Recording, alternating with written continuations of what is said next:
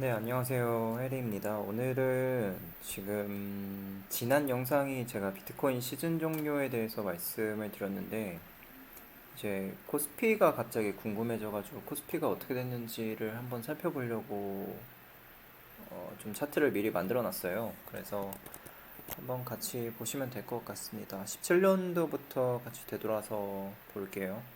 우선 17년도를 보게 되면은 일단 이 파란색 선이 비트코인 선이고 나스닥이 초록색 선이에요. 그리고 지금 현재 차트로 보이는 게 코스피예요. 보시면은 비트코인이 17년도 12월 달에 고점을 찍었는데 코스피는 한 차례 파동이 더 있었고 나스닥은 이쯤 돼서야지만 이제 미중 무역 전쟁으로 쭉 빠지기 시작을 했어요. 약간의 부침이 있었던 정도였던 것 같아요. 그래서 이때하고 나스닥과의 밸류는 엄청나게 이제 코스피랑 비트코인이랑은 나스닥이랑은 게임도 안 됐던 그런 상황이었던 것 같아요. 좀 돌이켜 보면은. 그래서 순서대로 빠지는 순서가 비트코인 박살나고 그다음 코스피 빠지고 그다음 나스닥이 빠지게 되는 순서로 갔던 것 같습니다. 17년도에는 그랬고 21년도 이제 유동성 정세로 들어왔을 때를 보게 되면은 이때는 코스피가 이때 이제 고점을 찍어요. 그리고 비트코인은 이제 쌍 고점을 찍는데 더블 탑을 이렇게 만들었는데 제 개인적으로는 4월 달에 이미 다 만들어졌다고 보고는 있어요. 왜냐면 이때 알트코인 장이 있었고 이때는 그냥 특정 선별된 알트코인만 움직였기 때문에 이미 여기서 탑이 나왔다라고 생각은 하고 있습니다. 그렇지만 이제 비트코인 자체로는 이제 그나마 괜찮은 자산이어서 더블탑을 형성을 한 것 같아요. 그래서 이렇게 ABC로 내려간 걸로 이제 생각을 하고는 있습니다. 그래서 원래 상으로는 제 생각은 이제 비트코인을 여기 앞쪽에다가 넣고 코스피를 두 번째에다 넣긴 해야 되는데 가격적으로만 이제 따지다 보면은 코스피가 먼저 빠지고 그 다음 비트코인 그 다음 나스닥이 가장 늦게 이제 초록색 선이 여기 있죠. 가장 늦게 이제 빠지게 된 걸로 됐습니다. 그러면은 이게 그러니까 가격 순서대로라고 하면 이렇게 되는 거고 비트코인 그리고 코스피 나스닥 이렇게 되겠죠. 제 생각 이렇게 되는 거겠죠. 그래서 가장 먼저 제 생각은 빠질 때 비트코인이 먼저 빠진다라고 생각을 하고 있어요. 여전히. 왜냐면 유동성에 가장 민감한 자산이기 때문에 생각을 그렇게 하고 있습니다. 그럼 이번에 어떻게 되는지 한번 볼게요. 비트코인이 이 초록색 선이라고 했잖아요. 그래서 초록색 선이 9월 29일 이 주봉입니다. 9월달 주봉에서 고점을 찍고 가장 먼저 고점을 찍었어요. 그 다음에 이제 코스피가 조금 애매해요. 보면은 이때 고점을 찍었네요. 코스피가 나스닥보다 한 주 뒤에 이제 고점을 찍었네요. 보니까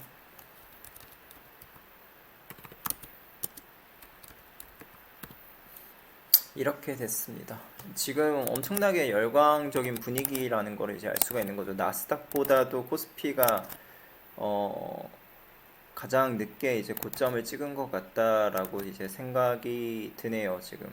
왜냐면은 안 그래도 제가 보면은 이제 나스닥은 올해 별로 안 올랐는데 코스피 같은 경우에는 60%가 올랐기 때문에 아마 대중들이 계속해서 이제 매수 이제 이런 매수 분위기가 있었기 때문에 조금 뒤로 밀린 것 같아요. 한국에서. 그래서 지금 글로벌로 따지자면은 결국에는 지금 다 완성이 된 것 같아요. 남은 거는 이제 하락뿐이다라는 거가 이제 그렇게 보이네요. 제 생각은. 여러분들 생각이 어떠실지는 댓글로 남겨주시기 바랍니다. 지난 영상에서 이제 비트코인 시즌 종료에 대한 얘기를 했었었는데 이때 10월 16일 10월 16일 알트코인 현물 전량 매도를 하고 예, 영상 업로드를 이때 했어요. 10월 19일 날 11월 9일 날 11월 9일 시즌 종료 언급 영상 이렇게 됐었죠. 그리고 지나고 나서 보니 이런 파동, 하락 파동 하나가 나오기 직전이었죠, 바로. 근데 결과적으로는 이렇게 됐습니다. 지나고 보니. 제 생각은 이제 주식시장이 남은 게 이거뿐인 것 같다라고 생각이 들고 있으니까 여러분들 각자 다 대응하실 수 있으실 만한 것들은 다 대응을 하셨으면 좋겠고, 마지막으로 달러 한 번만 보고 넘어갈게요. 달러도 중요해가지고 일단 이거 끄고, 달러가 보시면은 제가 이제 채널을 만들어 놨었어요. 예전에 채널을 만들어 놨는데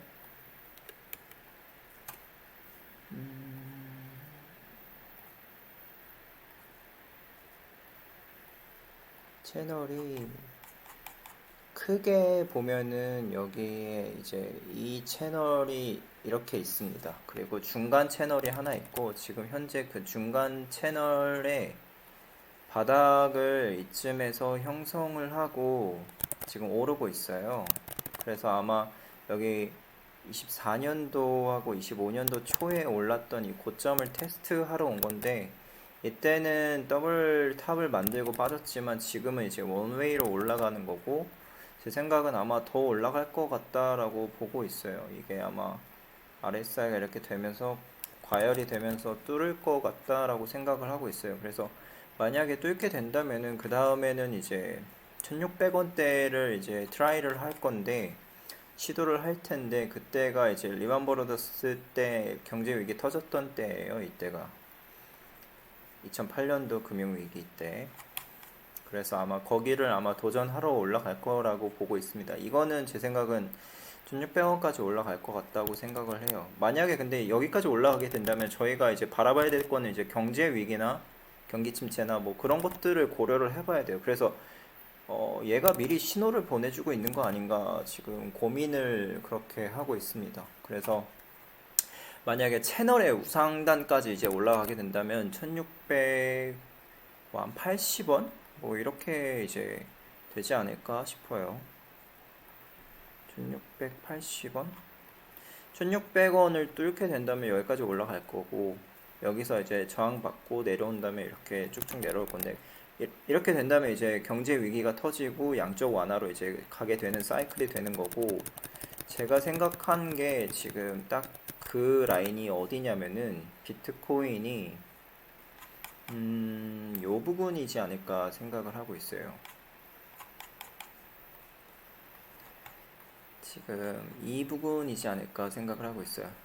19년도 8월 31일 날 이제 QT가 종료가 됐었잖아요. 그리고 지금 우리는 25년도 12월 1일에 QT를 종료하려고 하고 있습니다.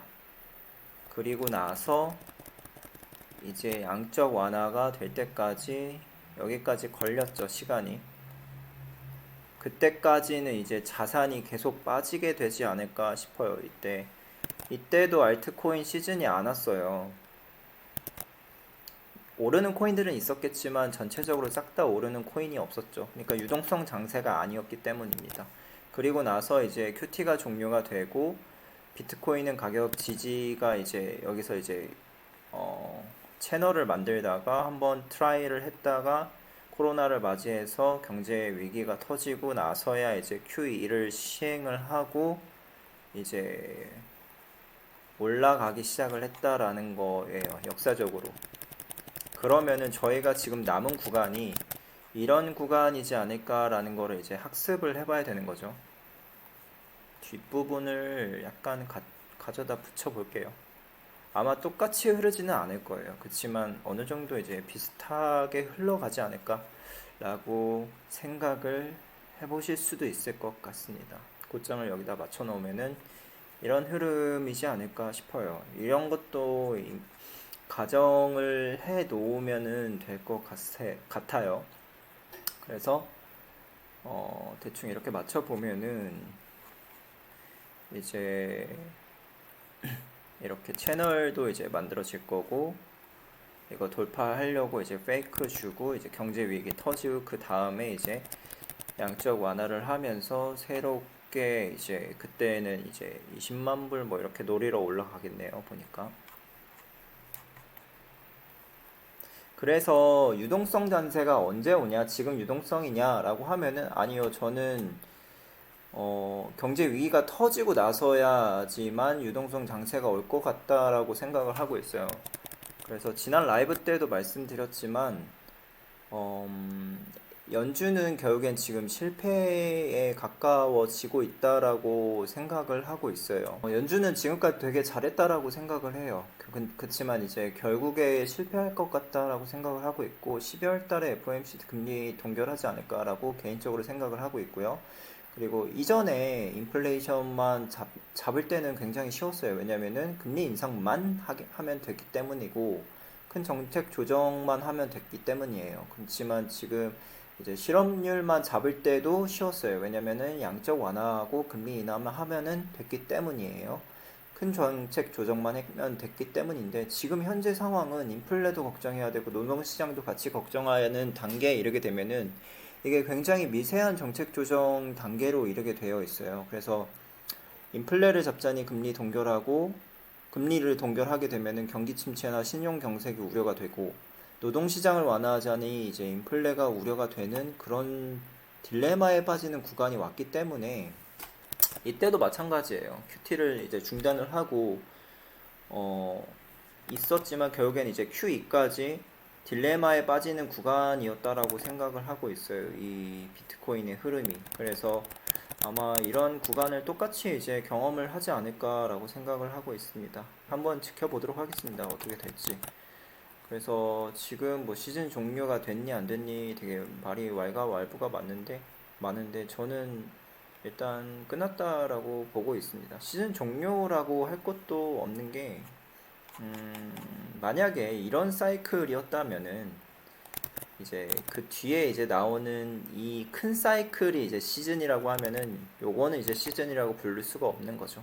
그래서 저희가 지금 경험을 한 이 사이클이 만약에 시즌이라고 부를 수 없는 그런 사이클이라면은 뒤에는 어마어마하게 큰 이제 사이클이 남아있을 거라고 생각을 하면은 이게 이제 하나의 시즌인 거고 요게 이제 시즌이 아니었던 걸로 이제 되는 거겠죠. 그래서 어쨌든 가격 하락이 남아있다라는 거는 공통적인 것 같으니까 알아서 잘 대응을 하셨으면 좋겠습니다.